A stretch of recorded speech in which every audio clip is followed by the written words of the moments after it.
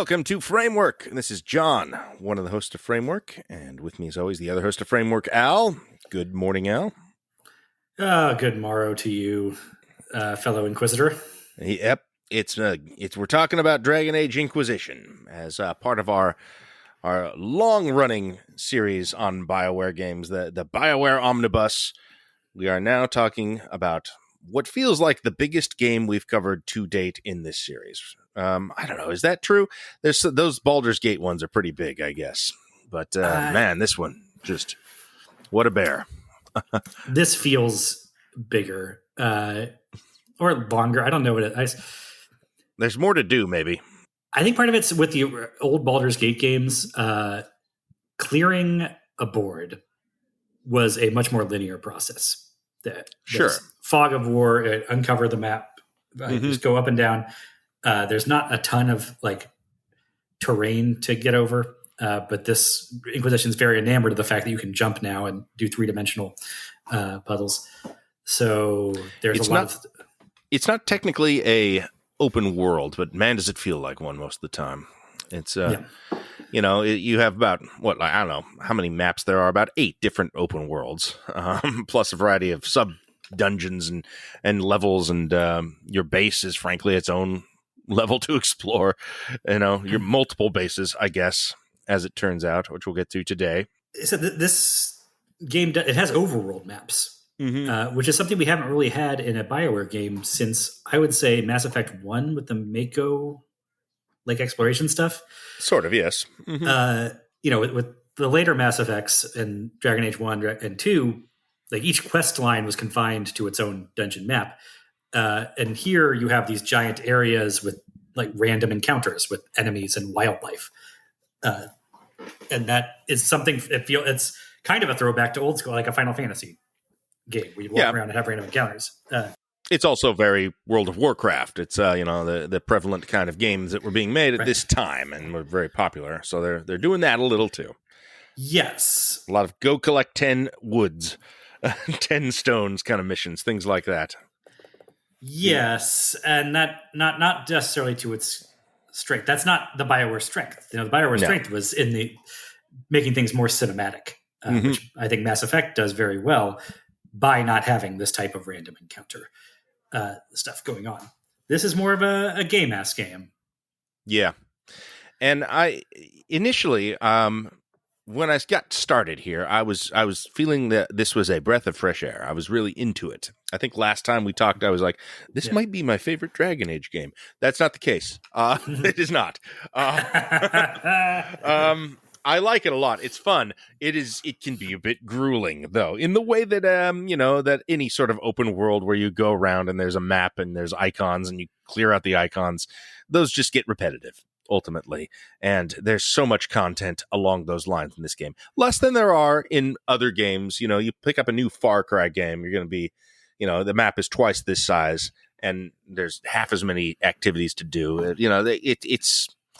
There are worse excesses in this genre, certainly. But it gets a bit samey, especially once you kind of master combat, I would say. Yeah. And I think you hit on it by using the word content there. Yeah. This is a game, it's packed to the gills with content. It doesn't have as much story as the prior games that have less content. I think that the line I would hear on this is that it's sort of a crossbreed between Baldur's Gate and Skyrim, right? Sure. There's also a dash of Civilization or Age of Empires in there as well. I like all that stuff. Yes. Yeah. That's I'm transitioning this to a positive thing. With how the Inquisition is developing, and you have to build up your base and the Inquisition's influence in the world with the war table missions and all that. The war table rules. Yeah. To the point where you start to wish you could play some of these operations you're sending your spies on as story missions instead of collecting red lyrium deposits and closing 12 fade rifts in each area. When you're reading the little descriptions of them, it's well, that's a fucking cool story that I wish I could have actually seen play out. You can feel the writers, honestly, in this game kind of bristling against the format, the way that the gameplay is structured, because it limits them in a lot of ways. I mean, even something like the cutscenes not being a thing anymore. Well, you have cutscenes, obviously, but way more just direct and, kind of conversations. It makes it harder to engage with some of the stuff that the writers are putting down, because I think they are really putting the effort in. There's so much writing in this game, and they're enjoying it. The story that they've landed on to match this gameplay, though, is limiting, I think. It limits what they can do. You can feel them wanting to cook, and they are cooking when you get to like side content, a lot of the time. Like you're saying, war table stories. Those are massively overwritten for the amount of gameplay that actually goes in, which is you click a button, basically. And then you come back later to pick up a reward. Yeah. Yeah, exactly. Meanwhile, there's this very interesting plot-related story going on that you're kind of just looking at, essentially. One of the stories that can play out on the war table is that Sebastian, your yes, my ex, your chaste lover from the last game, could be leading an army from his city of Starkhaven to attack Aveline as the current de facto ruler of Kirkwall, and that seems like you could have a season of a TV show built around that, and it's 3 paragraphs on the war table descriptions in this game. Yep, they didn't even record any dialogue for it, and that's a shame. They are locked in with this gameplay format, and the way this is structured around these maps and these tasks, and I think that does limit all the fun Dragon Age stuff that the game can do. Now, to be clear, there's plenty of Dragon Age stuff to do here. There's plenty of fun to be had. I enjoyed this game moment to moment. I do. I'm still having fun. I'm still kind of addicted to it. I'm definitely on the downhill now. I've cleared most of the maps. Only got a few things left. I've definitely decided I'm not going to get every landmark. I'm not going to unlock everything. I'm not going to find every mosaic. But for the most part, I'm going to clear it all. All the normal stuff. Everything that's an icon, I'm going to do. Yeah, I don't think in 10 years anybody has ever completed one of those mosaic puzzles. I got one, and it was the most pointless non-reward imaginable, so there is zero chance of going further. Maybe you get something cool for getting them all. I'm never going to know. There's just way too many pieces. It takes 8 or 12 of them to complete. Like, why not 4 pieces per mosaic? You're not... Who cares? Anyway, there are, like we said, gajillions of quests to do here. But what we're starting to reckon with now is that means those quests aren't fully formed branching stories the way they were in Origins or the Mass Effect games. There's these 150 different collect all these items quests. But completing them does not engage the character or involve a role-playing choice. No. It's just close these rifts or take these items here, and that's it. And then, maybe we'll get at a certain point, by the time we get to Skyhold, we can talk about like judgments and stuff. And that's great. Cool that's stuff. Pure role-playing, decision-making stuff there, but it's so segregated from the World of Warcraft Fetch Quest stuff and the sit down and make some role-playing decision stuff. Yeah. Yeah, I mean, there's a polish to this. I really like the design aspects that, like this thing. I think this game looks great. I mean, it really still glows up on the PlayStation 5. It looks incredible. Better than I remember. I don't know how much of that is just a sort of subtle upgrade, just inherent in the equipment, and how much the game just looked that good 10 years ago. But either way, yeah, really like looking at this game. And I think many of the like the portrait choices, the things like that, as you unlock different story events, your character portraits change. All that's fun. All that's great. All that's really cool. There are many aspects of this game that are really well considered, I think, but yeah, ultimately it is always going to be held back by this content grind thing that was just, the style of the time, to be certain. And there are much worse offenders, but it is ultimately not, it's less than the sum of its parts, because the sum of its parts is so fucking massive. Yeah, exactly. There's billions and millions of parts is the thing. So yeah, of course. Well, this is what it comes down to me. I was thinking about this in terms too of, we talked we always end these game reviews by hypothesizing about how you would put them on into a TV show. And normally that process is about like deciding which quest lines or side quests could make the cut and which ones you have to check out. In this one, for all these different maps we're going to explore, I think only one I've encountered so far that has an actual narrative that would be worth adapting to an episode of TV is like Crestwood. And which is the Jade Empire story too. Yes, I couldn't believe it. It's very much so. They're just doing there's a dam and the mayor played bad by it and maybe we got to drown some people. Moral quandary. Yeah, it's the same fucking thing. Mm-hmm. So last time I think I was talking about how this has a weaker narrative spine than the Dragon Age 2. Yeah. But I think it's really more that Dragon Age 2 had everything knit very tightly to that skeleton. Yeah. It's built sort of like Fenris, but Inquisition is more built like a brood mother. There might be a strong skeleton under there somewhere, but it's encased in just these layers and layers of MMO collection quests, and there's base building mechanical just blubber. So it's hard to actually discern what's the shape of this story underneath all this stuff.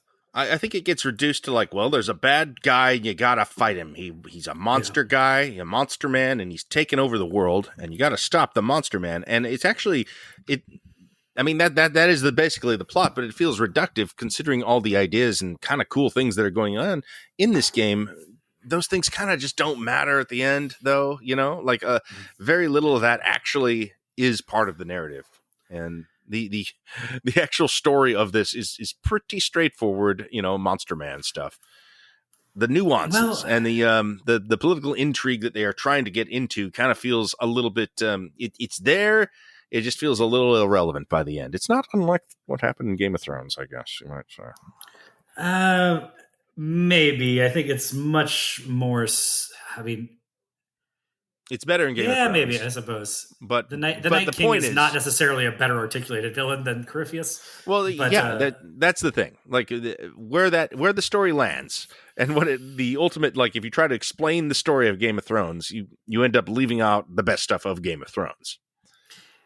Yeah, but also you wouldn't be able to describe the plot of Game of Thrones just in terms of what's going on with the Night King, because if you had to explain the Night King 50 words what the story of Game of Thrones is, you would leave out like the Red Wedding, all the best stuff.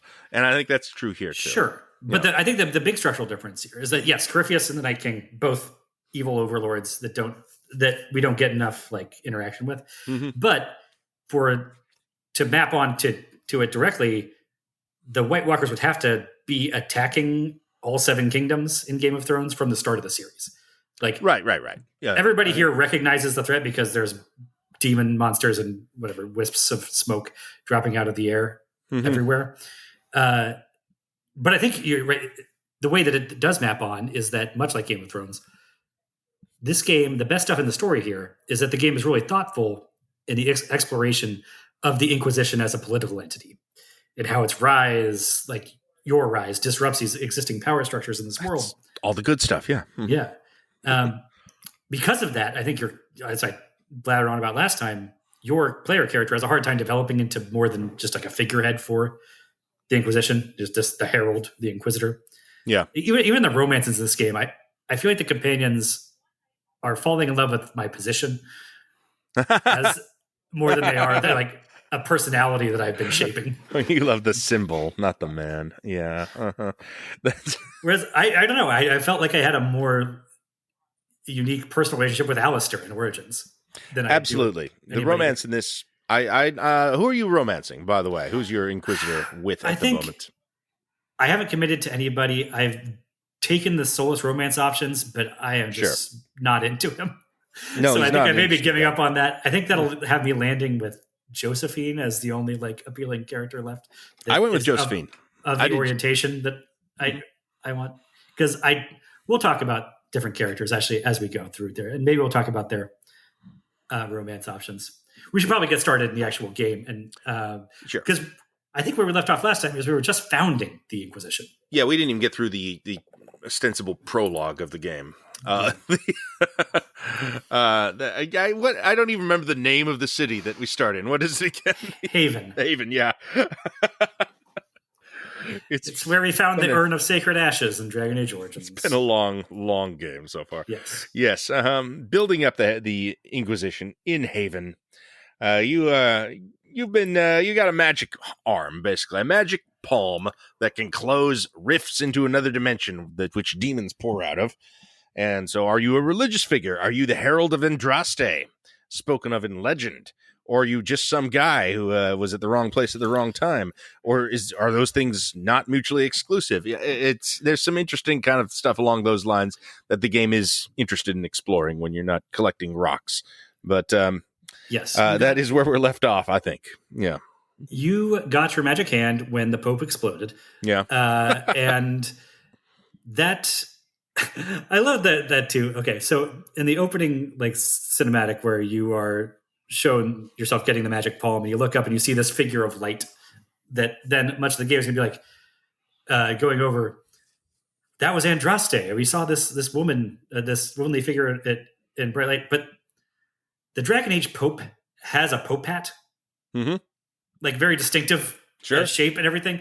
So you can see the outline in the opening cinematic of the Pope hat there. It's clearly that is the recently exploded Pope.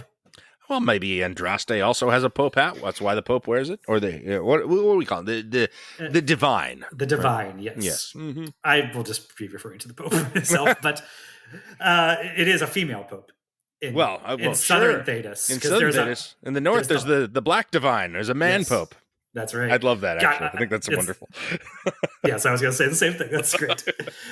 But yeah, and to out-nerd you here, I don't think Andraste had a Pope hat because she was an Alamari barbarian woman. And not a fancy Orlesian lady you might be right. with a big fancy Pope hat. Fair enough. Anyhow, the right and left hand of the divine were Cassandra and Liliana. They are now the de facto leaders here, as I guess the highest ranking church people left. Yep, and everyone else blown up.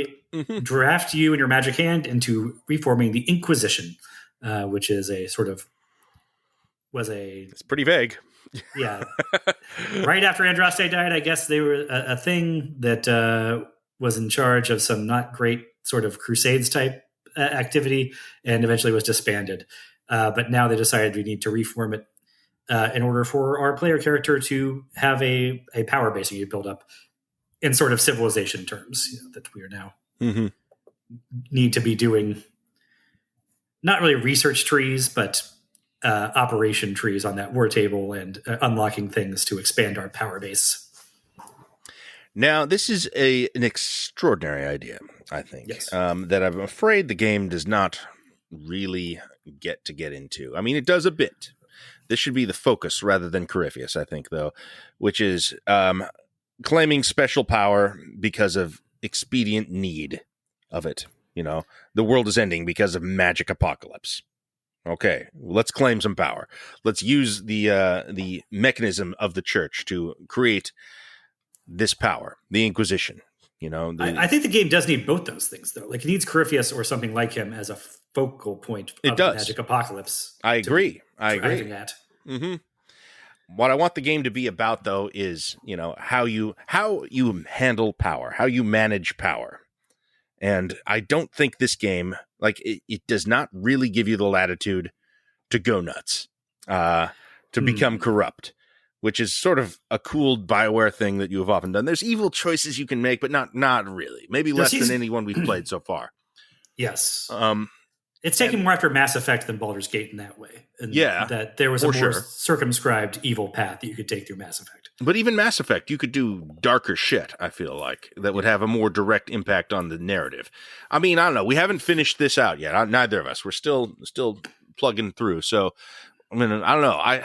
I mean, I've never really quite committed to being a complete bastard in this game. But my understanding is you can't much, based on my YouTube searches. I don't feel like I'm being served up super evil options that much, but no. Like we talked about throughout this, you can't abuse your power. Yeah, I can't commit for 40 hours at a time to just being a relentless prick like that, and definitely not to 80 to 100 hours, whatever I'm at now on this. Well, I mean, this kind of arises organically in Origins, though.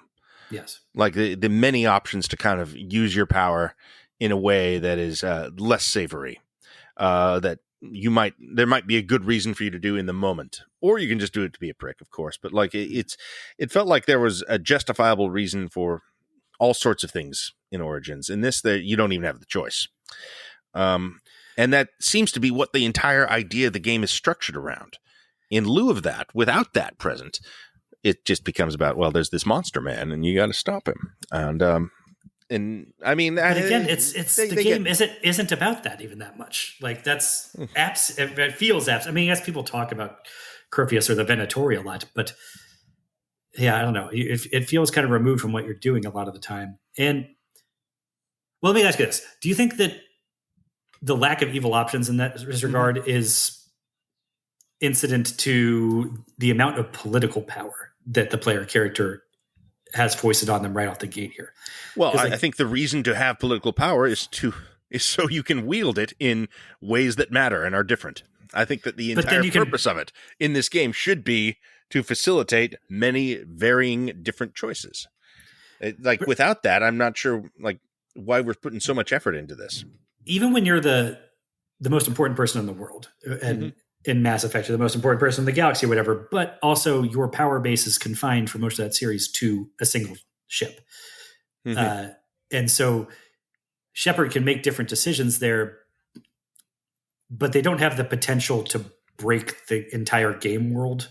Right. The way that if you are leading a political faction that has the power of an entire nation, then you can, as much as it is difficult to account for all of the branching choices that one could make as the warden in Dragon Age Origins and how that affects the different character interactions, being able to fundamentally break the relationship between Orlais and the Tevinter Imperium fractures the game world at a much more base level. I agree, and maybe that's why it doesn't play out that way in the game, no matter what you do. But it also feels like the game was designed specifically to force those choices. And it's a good Bioware structure in that sense, but it's just the execution ends up being impossible, maybe. And that is going to be a problem with these games that carry over your choices. If they're not as controlled a narrative as Mass Effect. This is not that. There's so many variables that are already going into a third game. And from what I understand, the fourth game jettisons almost all of your choices. It's almost a refresh. It kind of has to. Right. And that's unfortunate because it's sort of the coolest thing about Dragon Age games is the persistent world state changes so dramatically. I was hanging out with Loghain in this game for a while. Loghain showed up in Crestwood. He was my guy for a while. He died eventually. But I had, the villain from the first game is now best friends with the hero from the second game. And I'm, hanging out with them, making choices. That is cool. It is cool. Uh-huh. I'll say this. I think we're underselling a bit how well the game actually handles this stuff. Because we're making it out to be a complete disaster, too, on the storytelling level, whatever. No, I think it's great how this game world, again, it's a struggle to branch these between games. But within this game, how the world reacts and changes in response to the Inquisition's progress is fantastic.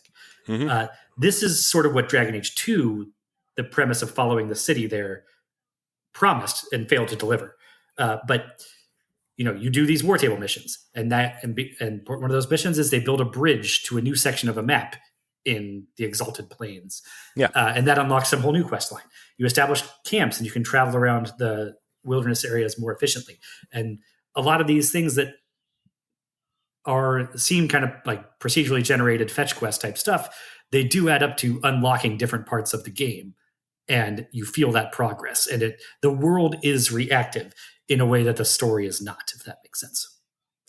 Yes. Yes, it is. And that is cool.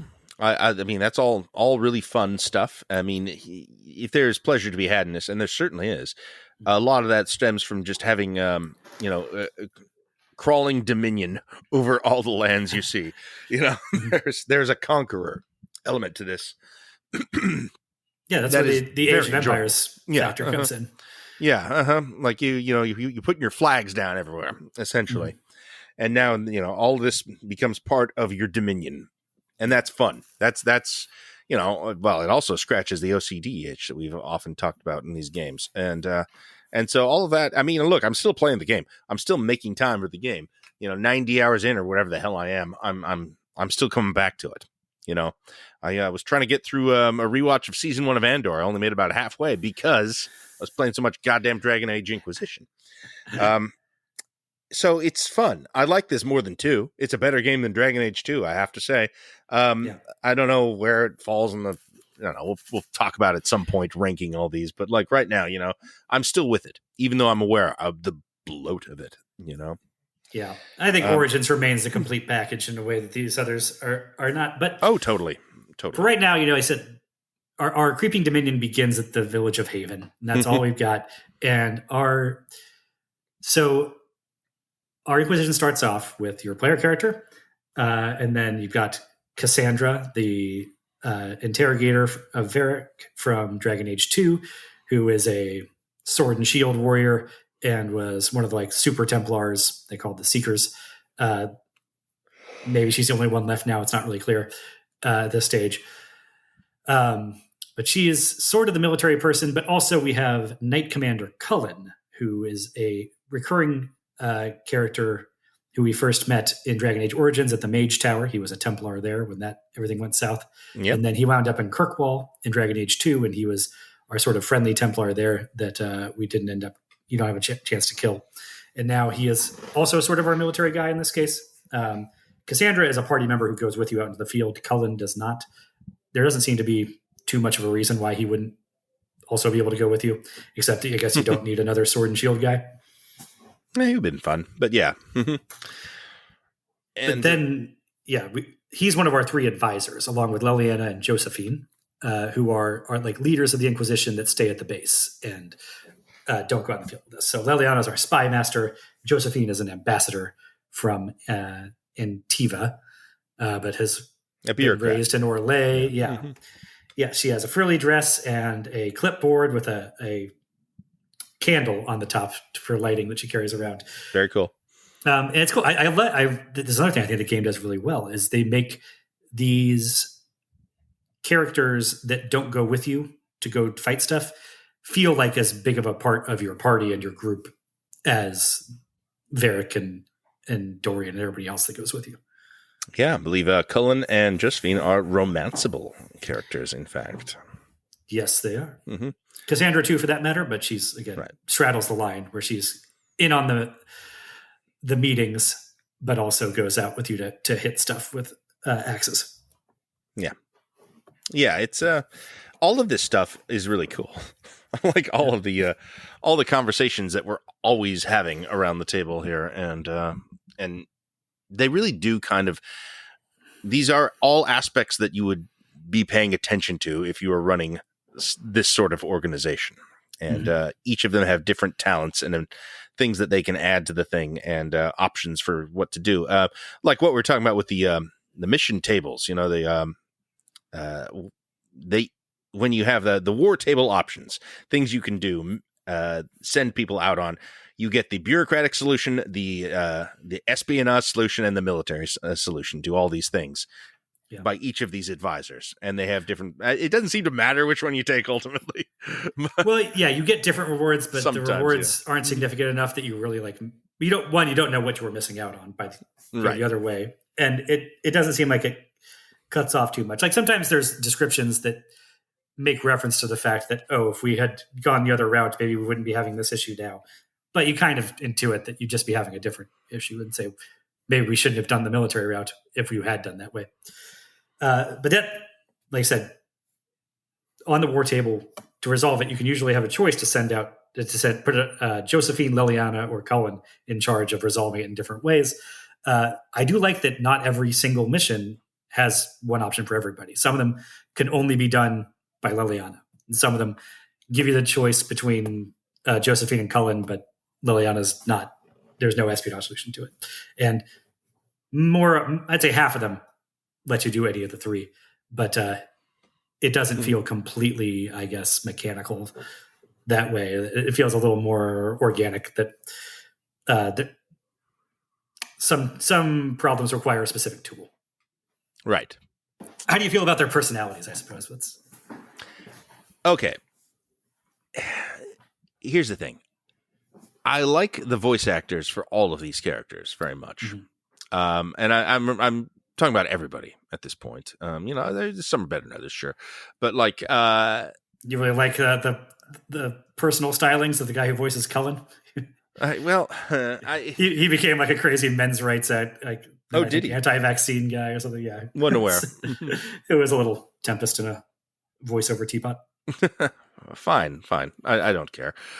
No. You can also replace him. I'm fine with that too. Doesn't matter. The thing about it is like, something's off. Something's off for me in the characters here, and they're all fairly well drawn. And maybe the romance options point to this as well. I'm not feeling this cast as much as I am the Mass Effect cast, despite the effort being put in here. You're talking about the entire. The entirety of it. The entire party. Okay. Yes. Mm-hmm. Yeah. And I wouldn't say it's bad. I like everyone. There's a little bit of, sameness to the way they're written.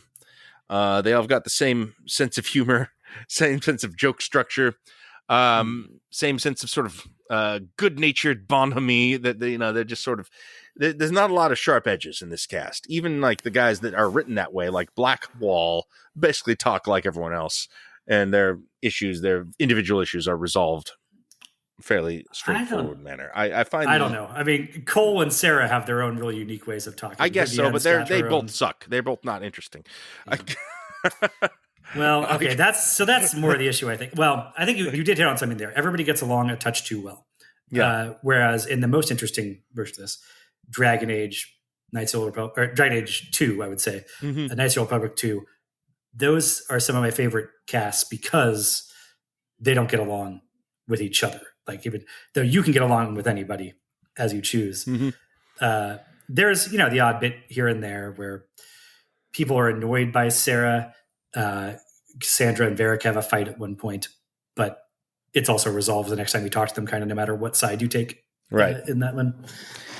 Well, even Mass Effect, I felt like, that's probably my favorite Bioware ensemble. I mean, it has 3 games to kind of, extrapolate itself, but it's even that ensemble feels a little bit more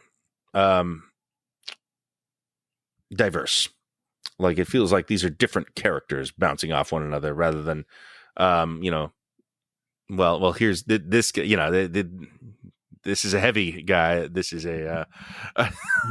a light armor guy. These are your 3 mages. These are your offense guys. These are your rogues. They all have similar personalities, though. They're all going to joke around a little bit and ask you for things, and they have specific interests. But for the most part, we're quit machines here. I think it's. I don't think I agree with you here because I don't think Solus or Cassandra have much in the way of a sense of humor, or Cole, for that matter. Well, Cassandra's still funny though. Cassandra's still cutting jokes and stuff. They're just, mostly based on her being sort of awkward or, a fish out of water or disapproving and tut-tutting, somebody else's funny jokes or something like that. You could fit her, you could slot her into an Avengers cast very easily. I don't know. I'm struggling here because I think I agree with your overall conclusion that this is not one of the stronger ensembles, but I'm not sure if I'm agreeing with your explanation. My diagnosis. I understand. Yeah. Maybe it's not quite right either. I'm struggling with it, and I don't know. It feels like I just unlocked a scene where they all play poker together. And, that's an Avengers scene. Yeah. And it does. It just feels like 7 dudes who are the same person hanging out together, essentially. Do you feel that way about the Citadel DLC, like the party stuff there? Because I feel like that's kind of what you can kind of see it happen and beginning to creep in a little there, maybe. Yeah. And there, but I guess it's kind of going for the same thing. This is the culmination of you bringing the party together, and now everybody's a big happy family. And I think it precludes the ability to give me a Morden Solus narrative, though. Mm-hmm. I mean, that one, that you got that in Mass Effect. You don't have an equivalent here. It's also, that's a DLC to the third game in a trilogy, right? Where you're drawing in people from all three games. Even if this is a game that is as long as all those three games put together in its gameplay terms, there's not as much story content there. So it precludes the ability to feel like you've really gone such a distance with these people to draw them together. I buy the cheesiness in a conversation with Garrus a lot more in there than I do in this game. Yeah, for whatever reason, and maybe I'm putting that on the characters when it's actually a story problem. Well, I do think that there's something to, like, 3 10-hour games is longer than one 30-hour game in this regard. And feeling like you've been through it with Garrus and have that relationship built over a longer stretch of time. Yeah. But maybe we'll uncover sort of more to that diagnosis if we go through them one by one. Right. So, okay. Let's do that. Yeah. So starting with your counselors there, Cullen is the military guy. I like him pretty well. Just that he's been this ancillary character that went through 2 games, and now we have some background for him. I believe my first full playthrough of this game, I romanced him because I was a female mage, and I thought a mage and a Templar had some like Romeo and Juliet potential. I don't think that ended up amounting to much. Yeah, probably not. But it's why even if I'm throwing Solus overboard, I'm not going to go back to Cullen at this point. So I've been there and done that, and it wasn't like fantastic. But I mean, none of that's really badly written. I think when the writers are allowed to sit down and write dramatic scenes, most of them work. They've got stuff kind of figured out. The writing remains interesting. Like I said, it feels like it's bursting at the seams a little bit with the writing. So they've considered a lot of this, and these are well drawn characters for sure. Every single one of them, probably right. I mean, except for the Inquisitor themselves. Yeah. That's the thing. Like, the Inquisitor here, it almost feels like it's written by ChatGPT, in that it knows. I can express sort of 2 different opinions about a situation, but neither of them have that much impact or that much flavor. Like, just Hawk and Shepard, even though they're fully voiced characters and all, they feel like they have a stronger sense of perspective on the events happening than my Inquisitor does here. Well, Shepard is like a dynamic video game character, no matter how you play him, essentially. They did an incredible job with that. It's one of the best. And I feel like they're really stretching to do a Dragon Age version of Shepard here and not hitting the mark. Yeah, I think Hawk was closer to the mark than this is. Your other romanceable option of the advisors is Josephine. So that's Cullen, what I went with. Yep. You is a straight guy, so you have to be female. Josephine is bi, so you can romance her, I believe, from any race and any gender. And she's a very likable character, I would say. Has the most trouble, or it seems like it'd be the most difficult to write in this format because she has no combat role at all, so she's definitely not coming with you.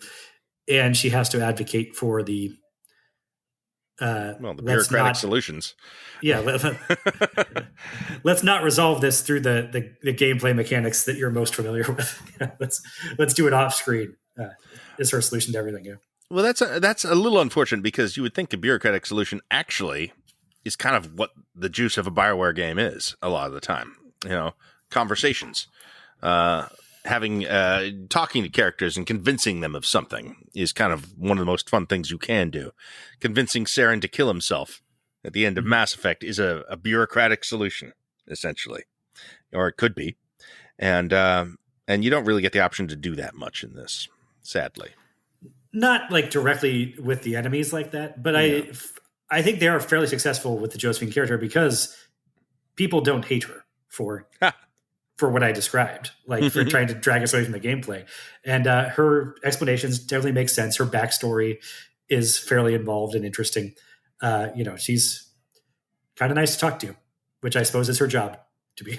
Right, yeah. She is the character I ended up going with as my romantic option in this playthrough, and it is okay. It's solid. Not bad. She's nice.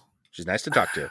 They write her a fun little plot line where, her royal family has sold her into marriage because they weren't aware that we were hooking up. And you have to go duel the Antivan nobility that she is promised to. And it's fun. It's fun, That's cool. Mm-hmm. It's not amazing. It's not amazing because she remains sort of a tertiary character. This romance is not linked to the narrative in the way that, say, Liara would be in Mass Effect or Solus in this game would be. I think you got to stick with that, Al. But it's much more connected than, say, if you're romancing Kelly Chambers in Mass Effect. Oh, well, fuck yeah, of course, yeah. And you can flirt with Scout Harding in this. Sure. And eventually in Trespasser, I think you could have, maybe kiss her or something. But there's the truly ancillary ones, and then there's your Garrus or your Liara that are with you for 80% of the game shooting things. Then satisfying romance than Garrus, I can promise you that. Yeah. Well, and this, but Josephine and Cullen are between those two. They're a lot more fully formed than Kelly Chambers or, a DLC character romance. Shit. Than whatever the Felicia Day character was called. I forget now. Talus. Sure. Yeah. Or Sebastian. Remember him? Yeah. No, I don't. No, who's that? I never heard of him. The other advisor is Leliana, who was a romanceable character in Origins and is not in this game, I presume, mainly because they thought that it would offend people who were Warden Leliana shippers. Maybe, but she's almost a different character. She's so hard at this point. Things have changed so much for her. Oh yeah, I mean it's a lot of the same arc that Liara goes through in the Mass Effect trilogy, I suppose. Mm-hmm. But they didn't quite start in the same place. And yeah, I buy this. Oh, it's good. It's good. Older, harder version of Leliana. Yeah, I think I love this as a through line. That kind of makes sense, no matter what you did with Leliana in the first game, unless you cut her head off in the Temple of Sacred Ashes. Have you seen the version, the cutscene of what happens if you did that? It's pretty good, actually. I read a description of it, but I did not. It's pretty good, pretty well voice acted. It's sort of a wry resignation. Is that's why I'm a fucking hard ass now. It's why I don't sing anymore, because I got murdered by the hero of Ferelden, and then I woke up. Yeah, it's good. And that is pretty cool. But yeah, I like her in this, even though it makes me sad a little bit that her romance with my warden in the first game didn't lead to a happy ending. My Morgan romance totally did. Yeah, well, we'll talk about Morgan later. 2 episodes from now. Right. So the other one is Cassandra. I think this is probably would be the best romance, but I now locked myself into a female character once more. So I don't know that I'll ever actually experience a Cassandra romance. But because she is a straight woman, she won't date my lady elf. So you think this is the end, right? Probably not coming back to. I think I have to agree. I think this is my final playthrough of Inquisition. Just the on length alone, it becomes overwhelming, and there's just not enough variance to. Yeah, there was a stretch early on where I was like, the gameplay had hooked me again. I was like, you know what? Mm-hmm. But I'm still not loving the class I chose. So maybe I will go back and do turn the difficulty down and do a wizard playthrough. Where you can make some different decisions or whatever and do it as kind of a speed run. And now I'm like, 30 hours later. I don't think a speed run can be done on this game. Yeah. What would the point be of a speed run of this? It's, yeah.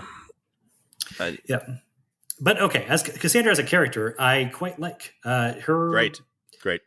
She doesn't have the strongest, mm-hmm. She doesn't have the really strong core concept that where you're like, oh, you describe Morden Solus, and that's obviously a character. And it's almost like, or like Iron Bull has 3 of those, it feels like.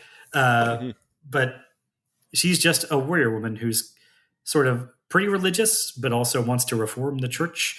And she's just a well-written, sort of believable adult woman. I think the voiceover actress really gets a lot of this across. A big part of all these characters really, when they click, how they click. I think you cannot underestimate the importance of really good voice actors chosen in just about every case.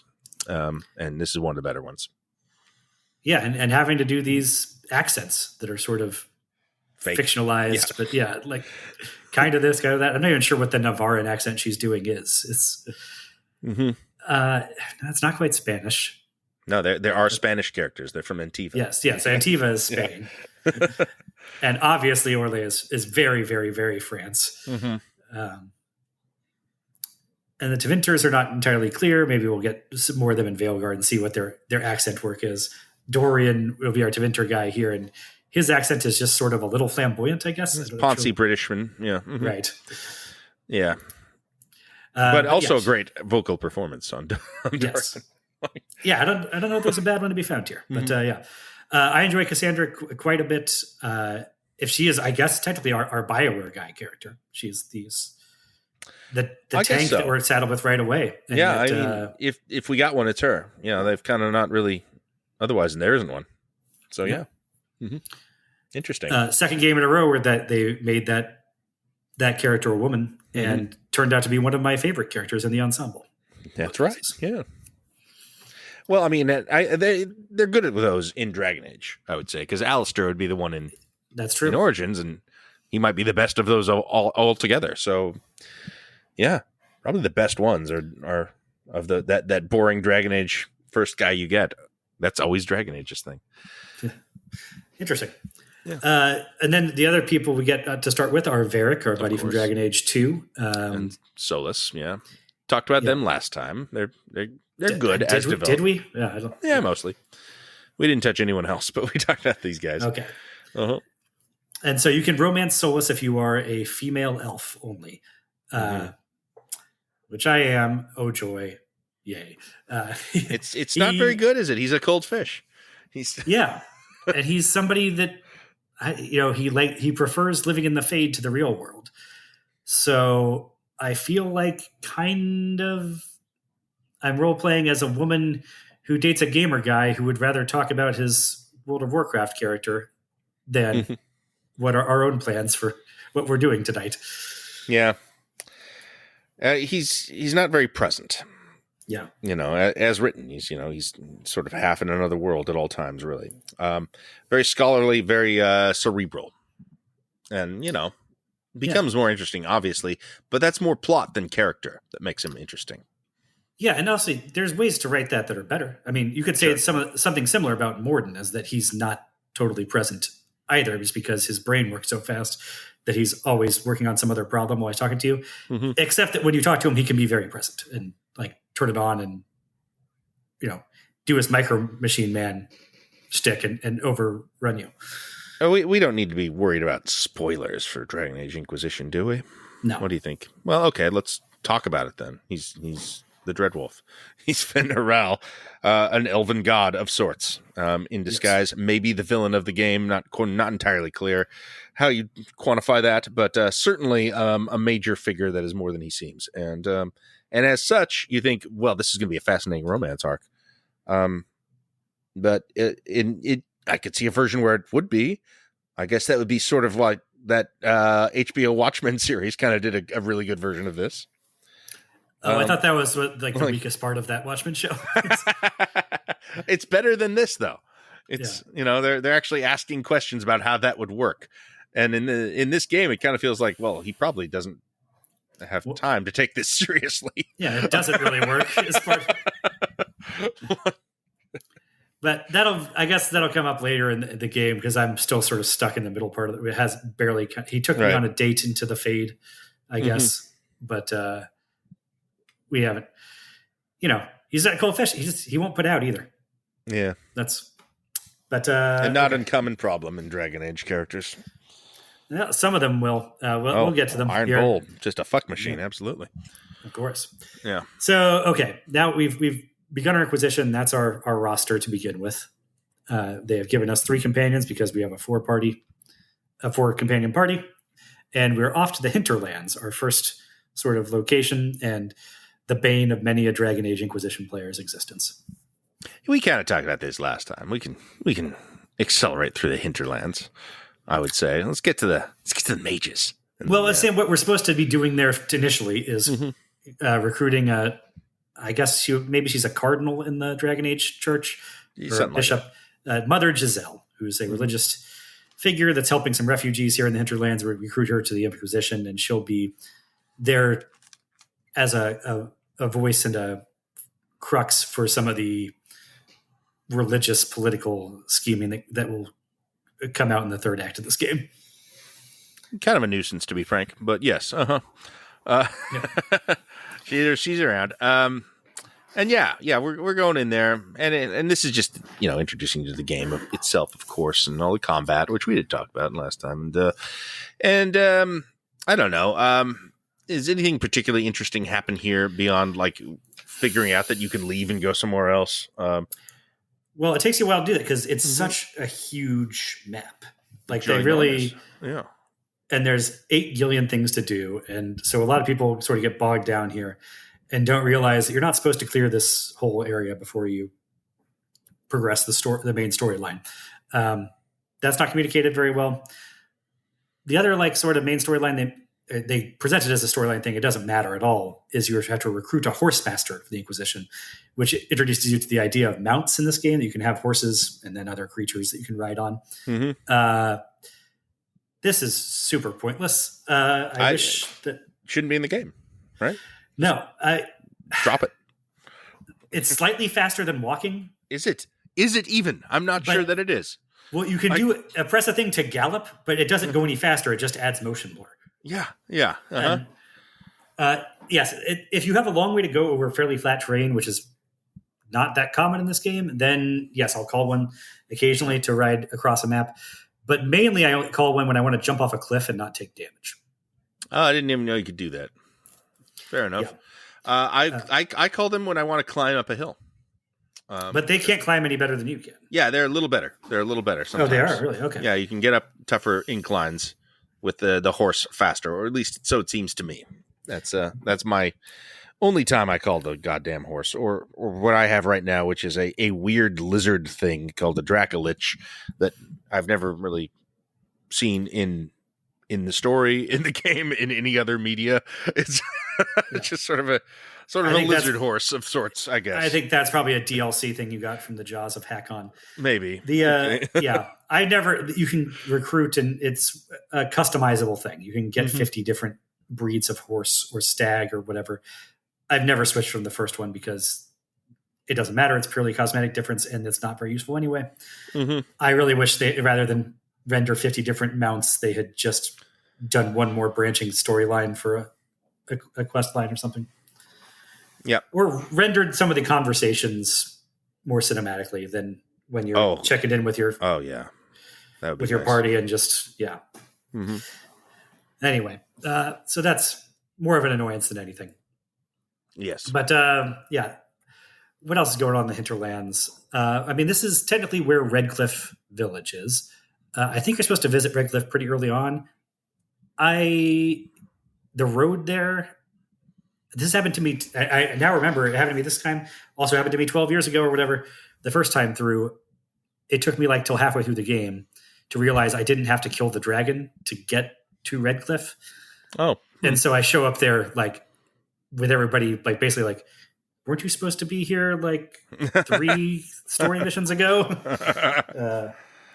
Like, yeah, probably was. But anyway, we know Redcliffe from Dragon Age Origins. Unrecognizable, I must say. Yes. Yeah. I don't think there's anything that interesting going on in story terms there, though. No. Yeah. No, nothing. People to talk to. I mean, what's cool about the Hinterlands, I think, is it really feels like you're stepping into sort of the embers of the Mage Templar Civil War, and there's still factions fighting, and there's refugees and a lot of food shortages, and it feels like a sort of a dynamic area. I always thought the rage for the Hinterlands was a little blown out of proportion. I actually like that part of the game for the most part. It's there's worse versions out there, obviously, and I think it's one of the more interesting maps visually too. I like the Hinterlands. It's got a very diverse diversity of terrain, and I glossed over it earlier. There is wildlife in this game. just Yeah. randomly, like in Red Dead Redemption or something. And Yeah. that is such a marked difference from Origins or Dragon Age 2. Very The way much. that you just come across wolves and bears and deer and mountain goats, and can kill them for a half a point of experience and some cheap leather if you feel like it, or to fill up your requisition orders. Which we don't need to talk about requisition orders because that's a pointless mechanic too, more or less. A bad one, I'd say. It's something that benefits me in no way and takes up my attention, and I keep doing it, and I don't know why. It's just like... I do it. Yeah, it gives me influence, which... I have no use for fucking influence. And that's how you get the Inquisition perks that I want, like more inventory and a wider search area. That's what it is. Okay, cool. So that's why I keep doing it endlessly, which is terrible. But anyway... The main story thing here is this is where we recruit Blackwalls in the Hinterlands. Blackwall, yes. So here's another party member, another sword and shield warrior tank, but he is a Grey Warden who was reported to be in the area. I forget exactly what we want from the Grey Wardens at this point. I think maybe just there have been some Darkspawn sightings, and we want to investigate that with him. So we find him helping a couple of farm boys fight off some Darkspawn, and he agrees pretty quickly to come join up with us, even though, we learned from Origin, it's a little suspect that we know how intense the Grey Wardens are about their mission and focusing on the Darkspawn as opposed to other things, political stuff from Origins. And he joins up pretty quick. But I guess you chalk it up to, demons falling out of the holes in the sky is not a world apart from Darkspawn coming out of holes in the ground. Mm-hmm. Yeah, I mean, it's not clear what the Grey Wardens do when there's not a blight going on.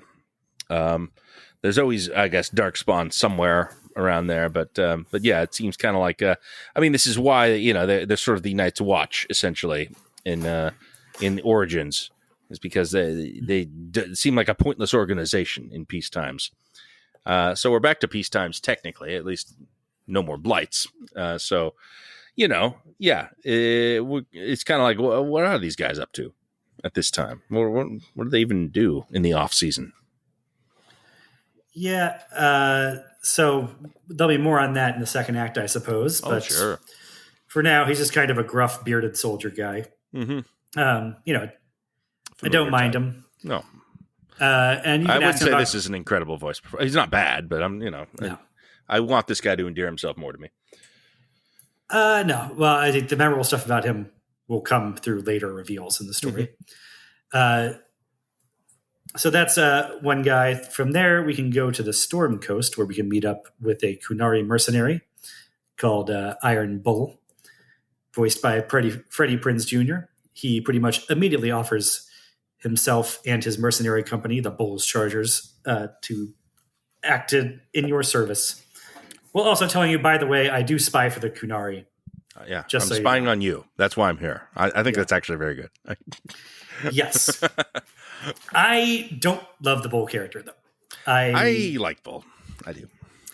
I get that he's sort of a collection of ticks and archetype, and and this is the fun guy that you enjoy kind of thing. Like I think the performance really gets this across. I think Freddie Prinze Jr. may be the best work of his career, actually. Honestly, it may be. Like a lot of this does work. I feel like there's one too many hats on this guy, because he's sort of the barbarian. Berserker, I just love a good fight, archetype that is in all these games. That Rex or Grunt, I suppose, is even more pure version of it, because Rex is a bit more soulful. Yeah, but there's always that guy. I just live to fight, and that's all I care about. Except no, also he's a bisexual, voracious sexual tyrannosaur. So he loves drinking, and he loves fucking, and he loves fighting, and also I'm a spy, and also I am a good time party boy, but actually I believe in the Qun and am the Dravgage equivalent of a practicing Muslim, I guess. It's it's a lot. And then there's the spycraft angle of where he's like, yes, I'm a spy, but I do it in an unorthodox way where I tell you up front that I'm reporting on you. And I'll also give you some information on them, but I'm not going to pretend I'm going to tell you everything that they could are up to. And like any 4/5 of that, I think could all be melded together in an interesting way. And then there's just like one too many layers in the souffle where I'm like, this doesn't quite cohere for me as a real character, a real person.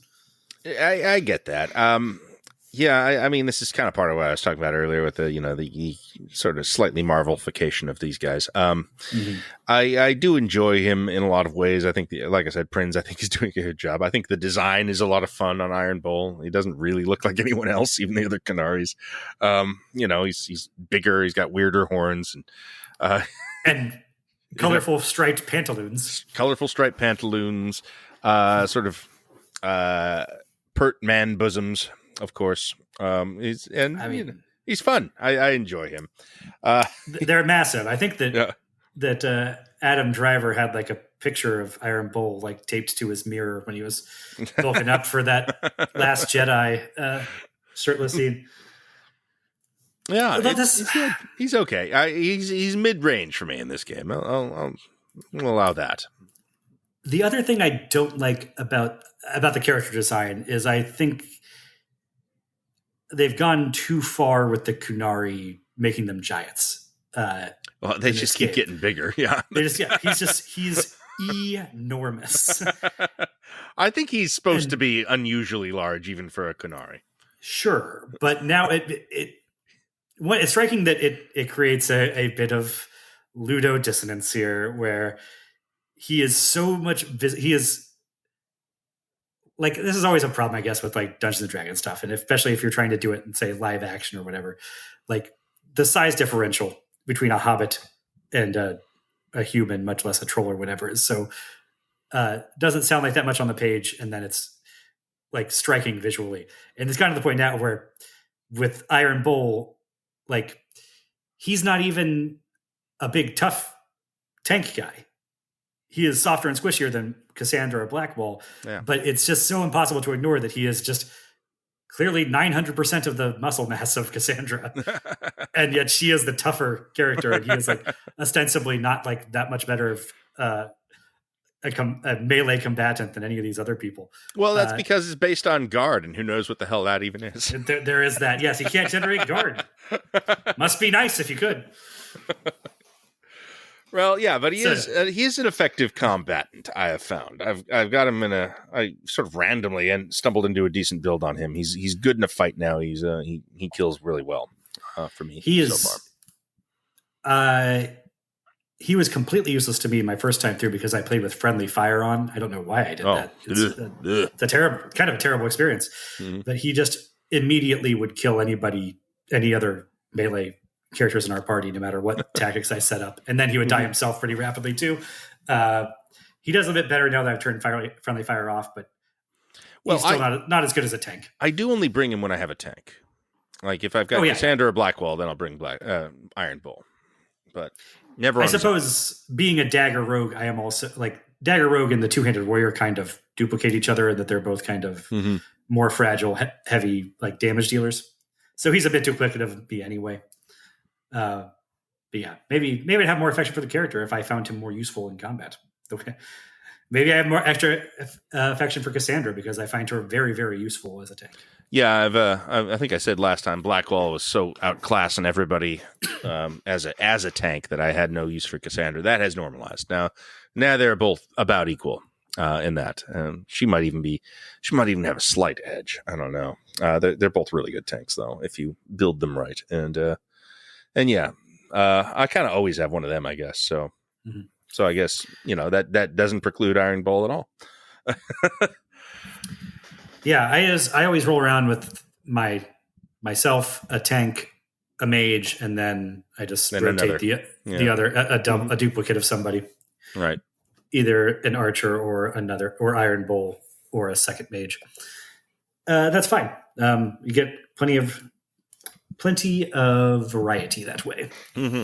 One character we should probably mention that's not somebody that can come with you, but the second command of Iron Bull's mercenary company is Krem, who Right. made a lot of waves online for being a trans character in 2014, and people were awfully mad about that. Were they?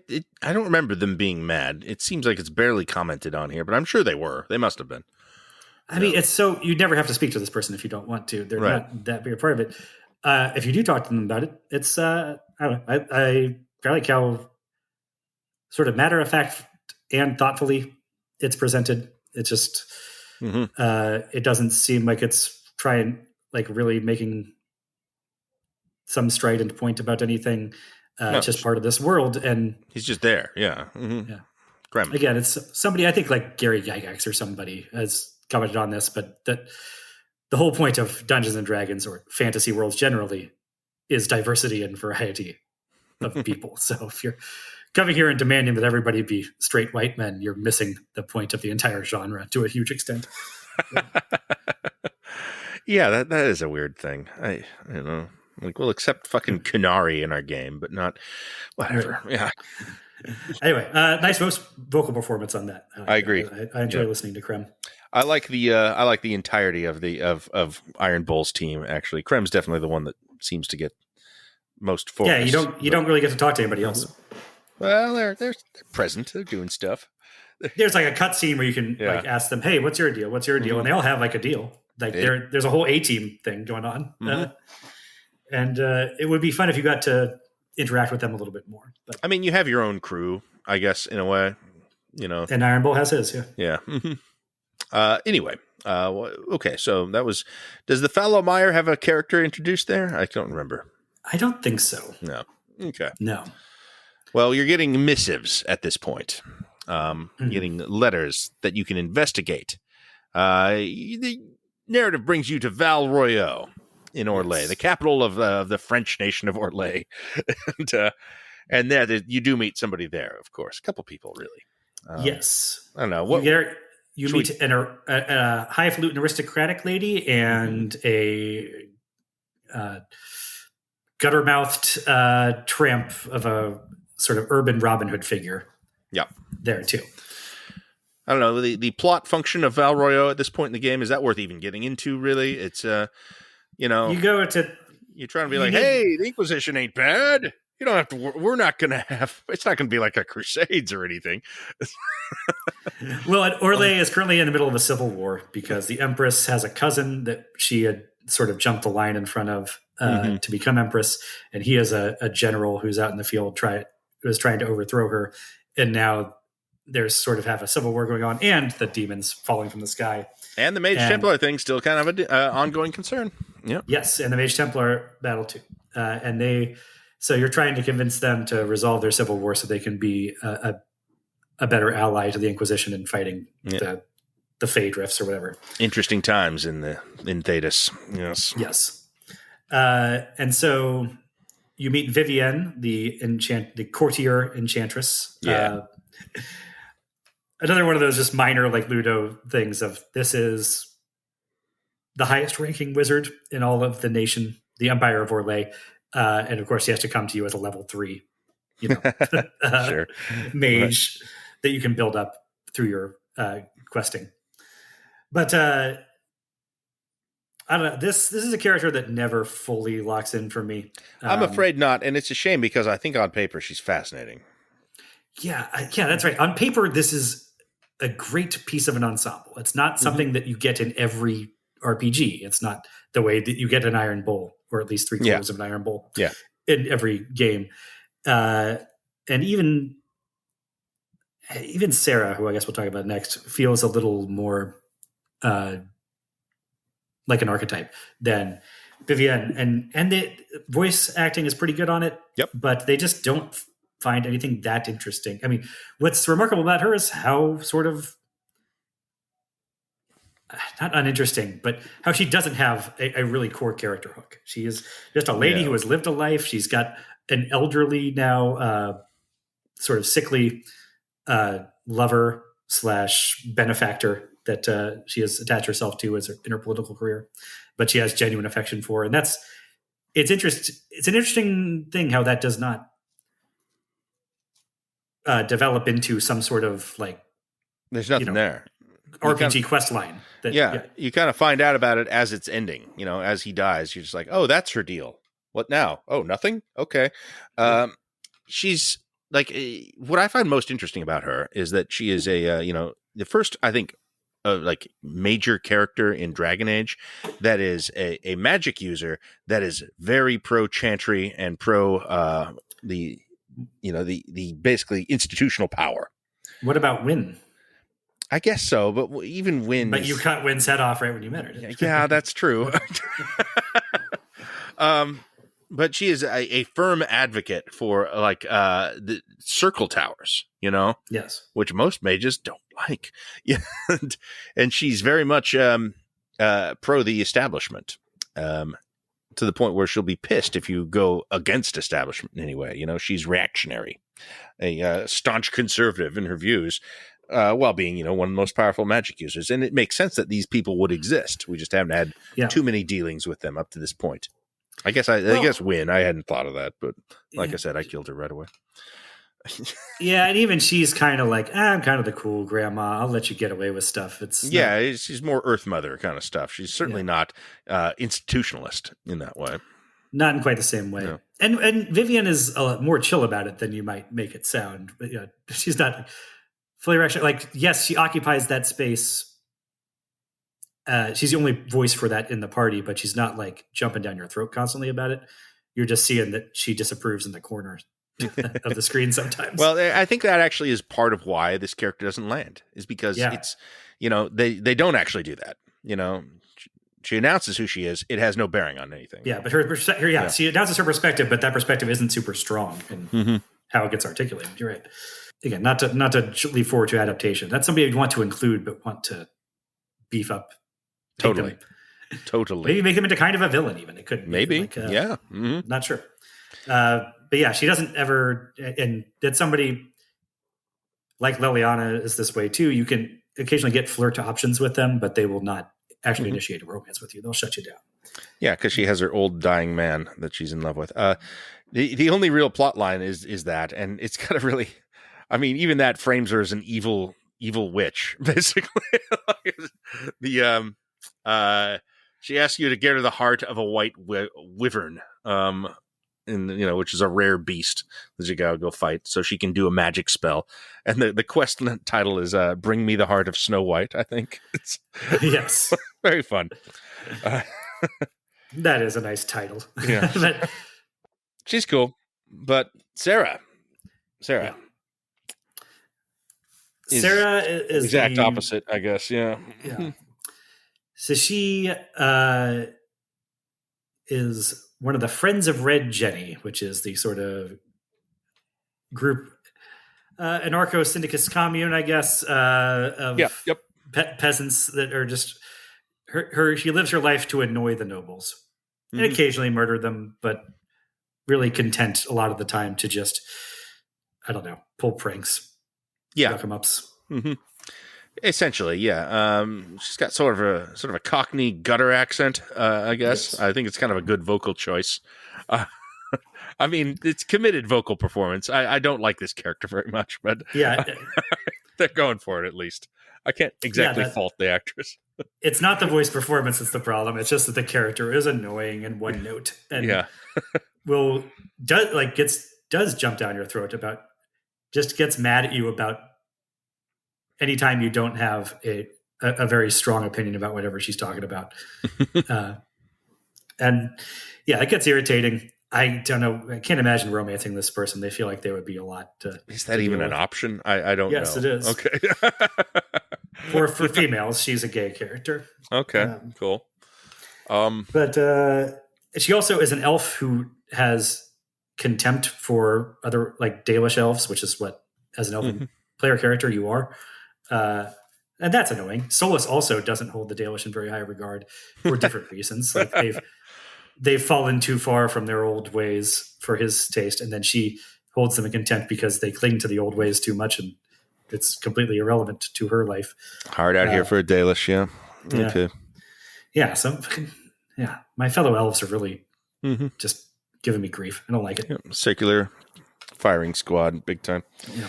All right. Well, yeah, she's On paper, I think that this, this sort of cabal of the underclass is kind of an interesting idea.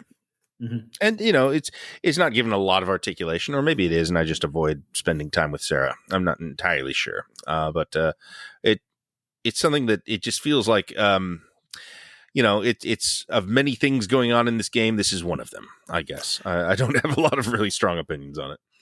I honestly, we're recording this during, we'll release it way after the season of Andor has ended, right? Yeah. But I want to be like, get your rebellion together. You need a fucking Stellan Skarsgård to.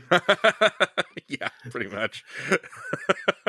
Like, there's something interesting, I think, potentially there, that there's actually like a political philosophy that she's espousing, or a nascent form of political philosophy, which is basically like, we have so little power. Like, on the one hand, we are everywhere. So, and I mean, it's Project Mayhem, essentially. Yeah. Yes, it is. It's Fight Club. That's exactly what it is. But that she just embraces the idea that, I'm not trying to actually overthrow and replace an empire. I'm just causing trouble where I can. And by being sort of philosophically flexible too, I can just cause trouble when the opportunity presents itself for the ruling class. And that's how I can be sort of most effective. I don't know that gets a great articulation from her ever. I mean, part of the point would be that she's not great at articulating it. So, yeah, but I never bring her because she's an archer too. I'm an archer. Varric is a more interesting archer. I never bring Sarah. So, that is the other thing, is that she is an archer, and we already have one who's our best friend. So, like, no matter who you are, Varric's probably your best friend. So, right. Yeah. Choosing her feels like effort. Yep. Is. All right. I would say the most interesting thing about her, not that we're there yet, but when we get to the Corypheus stuff, after he reveals himself, she has kind of a crisis of faith, or a crisis of lack of faith, because his storyline confirms some of the Chantry's creation myths. That's a good scene, yeah. Around the Blight, and she's like, "Well, if that part's true, then maybe some of the other stuff true. I always thought it was bullshit." And that is an interesting thing. It's kind of confined to one scene there, but. It's an interesting perspective to have somebody articulate in this type of world. That is what I love about these games, honestly, is that you can find, that there's ways to explore the philosophical ramifications of these sort of outlandish and fantastical conceits and concepts and characters, really, that you can have people get together and be like, wait a minute. So if the Reapers have been here for millennia, well, I love that. And it's one of my favorite things in any Bioware game. And yes, it can really shake you up. Yeah. And I would hope to adapt that sort of thing. Maybe find a way to make that a plot driver for a Sarah character were she to be in the show. And I think just exploring the sort of different approaches to faith within the Inquisition as a sort of quasi-religious institution would be great stuff to explore. They do. That's here. It just doesn't really affect the narrative. Yeah. Again, it seems like the game won't allow my Inquisitor to take a really strong position on any of that. It will allow me to say, yes, I am the Herald of Andraste, or no, I am not, repeatedly. Right. But that doesn't affect anybody's perspective on me. I am worried a little that after playing a couple of very strident, weird characters in Origins and Dragon Age 2 this playthrough, I picked a sort of a chill guy that just sort of like, I don't really know. I'm just kind of playing this by ear and we'll see what happens. I don't know if that's really the strongest thing I could have done. He's a lot chiller. He's, it's really just a normal dude kind of is my vibe this time through. I don't know that that's paying off for me, or if it's just that the Inquisitor's not an interesting character. I'm not entirely sure what it is. I think it's probably the latter, but I feel like they don't give you that much space to be that strident and weird about it. When you choose the more strident options, the vocal delivery of it comes off more chilled than you might expect it to. Yeah, I think that my memory of it is that, yes. Yeah.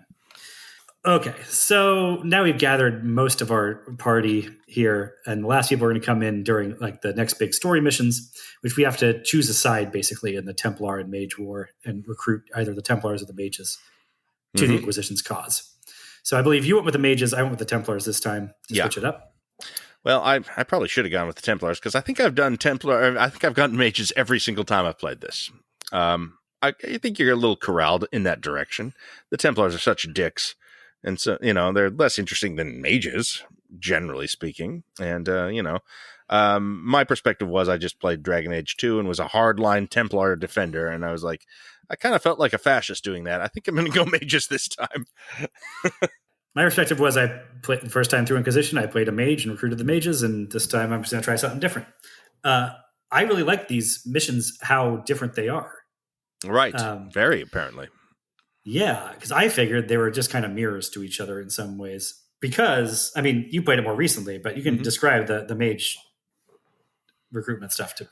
Okay, so it's based around the Venatori, which are Tevinter mages that worship this guy who we don't know really what his deal is yet. That ends up being Corypheus. They are basically nasty guys who have taken over the will of the mages and brought them onto their side and in the offer of power for their ongoing civil war conflict with the Templars. So the mages have been compromised by this insidious force within from the north, which is the mage countries, the Tevinter. And these mages, the Venatori, is a sort of an evil faction led by a specific dude. And you go, you meet him. He casts a spell to stop you, and you are blasted into the past, into the future. Several, I think just a few years into the future, and you see a world 5 years, maybe, that has been blighted, and by the rise of Corypheus, by this ancient dark power, and even the Venatori are kind of just like, oh, we've been crushed by this. We made the wrong call, and there's monsters everywhere. A lot of people are dead. The world is sort of a burnt umber, and most of your mission is getting through this prison cell that you've been transported into, and you're running into future versions of your own team that has endured this this sort of hell apocalypse. And it's whatever party you had with you. I think mine and Leliana, right? Mm-hmm. Well, yes, and Leliana is the big one. I Blackwall, and I think Sarah was in my team at that point, and Dorian, who is this mage who joins your side during the. He's sort of a Tevinter guy who's like, wait, I have information for the Inquisition, I must tell you. And so he's with you for this mission. And he's the kind of who kind of explains who the Venatori are. He's a flamboyant guy, openly gay. It was a big deal at the time, I recall. And he's a really good vocal performance as well. He's kind of a little bit of a Carrie Ells and Princess Bride presentiment, flashing swashbuckling mage character. He's very successful. I think he's funny too. And then you're going through this dungeon world. Essentially, you run into Leliana, who has zombie face. It is implied she's been tortured for months on end, and she's much harder than we know her to be. And she was already a hard version of Leliana. And we see her murder somebody with her thighs while she's hanging from the ceiling. From manacles and lethal weapon style. Yeah, totally like Riggs. And then you get her down as like you explain who you are to her. She's like, no, I reject this. This is not some alt world. This actually happened. It's just like a kind of a fun perspective on it. You go through the mission and you fight the Venatori guy who's basically wants you to defeat him at this point. And you've passed through a portal and you're back where you are. And now you know what's going on. And you're like, oh shit, we got a real problem. So that's the mage mission in a nutshell. Yeah, it does the dystopian future thing, which I think all sort of genre shows eventually want to get to. It's a sort of a Days of Future Past or The Wish from Buffy the Vampire Slayer. And so I haven't seen that done in a video game before. My criticism of it is I feel like it's that's not a thing you can do in the first season of a show. No, it feels like it should come later on, but before Star Trek visits the dark dimension where the Borg have taken over or whatever. And so it feels a little early in this story to be showing us the darkest timeline version of futures for these characters. But I still kind of like I don't know, it just felt more than ever like playing a TV show. I mean, I was still 20 hours into the game at that point, but yeah. Yeah, but you haven't had that much time to actually, Mm-hmm. Not that many conversation trees to get through with these people before now we're seeing them in this sort of extremity. The Templar version, I figured I would go to the Templar hideout and I would also be blasted into the dystopian future because they spent so much time and resources rendering all that. Right. Of course they're going to use it. Besides, it's actually completely different. In there, you're trying to recruit the Seekers, which was Cassandra's order, but their like leader guy has led. The Templars have already left the Chantry to fight the mages, and he's led a splinter group of them to be even more extreme, I guess. But you go there, you find out they have also been corrupted by Corypheus and the red lyrium. That's the super drug version of the lyrium that all the mages use. And also there is an envy demon, I believe it is, that has replaced the lead seeker. Mm-hmm. So this demon blasts you into the Fade. And there is a whole Fade section here, kind of like, in the first, it was a sloth demon in Origins where you had to go through all the Fade levels there. This is much shorter than that, but it shows you it's not so much, it's not explicit time travel like it is with the mages, but it is the demon kind of fucking with the Inquisitor. You're going through the Inquisitor's psyche, and he's showing you a potential future that is also dystopian. But the mage one, it's showing you the dystopian future of when Corypheus wins. What this demon showing you is the dystopian future where the Inquisition wins. And now the Inquisition is this new like evil empire that you are a mad tyrant that is locking up and torturing all of your former allies. This sounds so cool. I do got to see this at some point. Yeah. So everybody's being tried for heresy against the Inquisition, and Liliana's locked up there too. I Blink and your party members or whatever, and you are assisted by a spirit named Cole that appears there and helps you take you to fight the demon and kill him. And Cole is a dagger wielding assassin character that joins you, but they are especially sort of a ghost boy. Yep. And whichever one you do, when we get to the next story mission, either if you did the Templars thing, Dorian will show up at your door to sort of announce the start of that mission. And I believe if you do the mage version, Cole will sort of show up at your door to announce the start of that mission. Yeah, he did. He's like, I have information. Oh, yeah, I'm a ghost or something. Yeah. He's got a really unique way of talking. He's one of the most unique characters here. Also kind of irritating, I think, as you alluded to. Yeah. It becomes difficult to speak to him, and not in an intriguing way. Yeah. I think we know a little too much about spirits and ghosts in this world for this to be like, man, what's going on with this guy thing? It's like, well, I can kind of tell what's going on with you, but I don't know what you're saying. And I don't care to parse your nonsense. It's not going to help me in any way. He's kind of the one at this point in my playthrough where I just I haven't bothered to engage with him at all. I mean, he's kind of sitting up there in the bar, and I can go talk to him, and if I decide to. But I've never felt like today's the day to go deal with Cole's bullshit.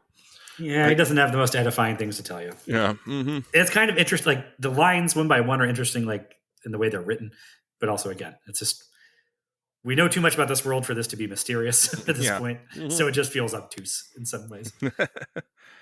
Yeah, that's super cool. I would like to try that, but again, it's a lot to take on to try this game again. Maybe I should have conceived of a version where I could have done that this time. Regardless, or maybe I'll just YouTube some of it. It's neat that there's two very divergent missions here. And I mean, do they tease Corypheus at all in this? They must. Oh, yes. Yeah. You find, all kinds of notes and stuff of people that showing that the rebel Templars and that are secretly feeding red lyrium to the others to turn them into monsters are all talking about the ancient one or whatever they call him, the revered one, whatever.